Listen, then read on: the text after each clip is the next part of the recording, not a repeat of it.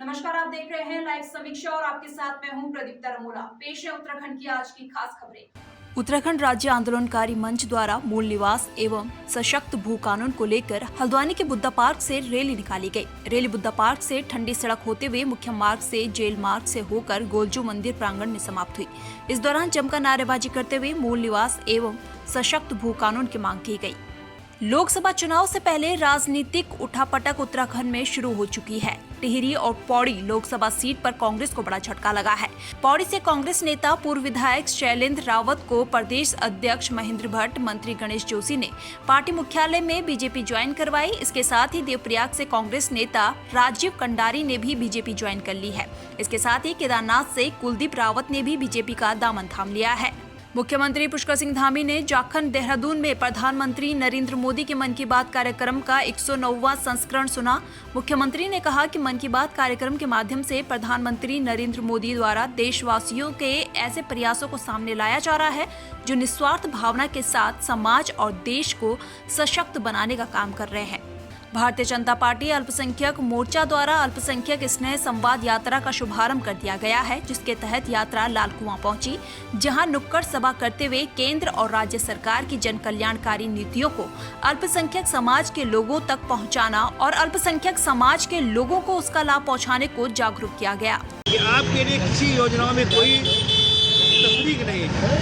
सभी योजनाओं का लाभ आपकी जो आबादी है 18% मान लिया जाए, उससे आपको जस्ट डबल किया जा रहा है।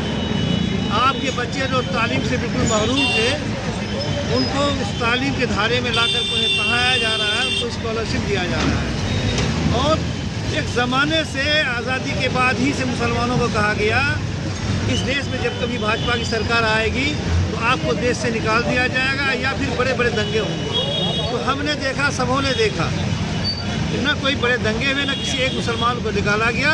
मुसलमान सुरक्षित है और मुसलमानों को इसका लाभ हो रहा है। पहले के मुकाबले में अब लोगों में ये भेद खत्म हो रहा है। लोग धीरे धीरे जुटते चले जा रहे हैं अकलीत के लोग।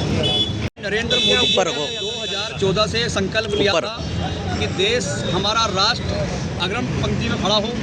जहां हमारी देश की सुरक्षाएं सुरक्षित नहीं थी, देश हमारा पिछड़ता जा रहा था। इस देश के अंदर जितना 3G से लेके 2G से लेके 4G से लेके ज़मीन से लेके आसमान तक घोटाले थे, करप्शन था। प्रधानमंत्री नरेंद्र मोदी जी ने 2014 में ये करप्शन खत्म करने का काम किया और जहां अंतिम पंक्ति में बैठे व्यक्ति तक योजनाएं नहीं पहुंच पाती थी।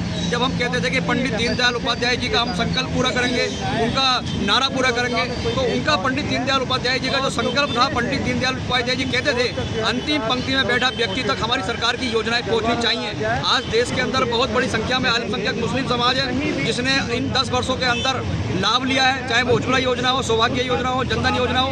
सारी योजनाओं पर लाभ लेने के बाद क्या अल्पसंख्यक समाज को भारतीय जनता पार्टी के साथ खड़े नहीं होना चाहिए? जिस प्रकार से हम कह रहे हैं 400 पार प्रधानमंत्री नरेंद्र मोदी ने संकल्प लिया है कि देश के अंदर तीसरी बार प्रधानमंत्री नरेंद्र मोदी जी बनने वाले हैं और उनके संकल्प पूरा करने के लिए जहां अल्पसंख्यक मुस्लिम क्षेत्र है, जहां अल्पसंख्यक मुस्लिम विधानसभा है, जहां पर अल्पसंख्यक पूर्ण बहुमत के साथ रहता है, जिस विधानसभा में अल्पसंख्यक रहता है, हम उनसे निवेदन करने के लिए निकले हैं 15 दिन तक लगातार कि भारतीय जनता पार्टी के साथ आए। आने वाला समय भारतीय जनता पार्टी का है। आने वाला समय का शुभारंभ संभाग कार्यालय हल्द्वानी से किया गया है, जिसका समापन विकास नगर में किया जाएगा।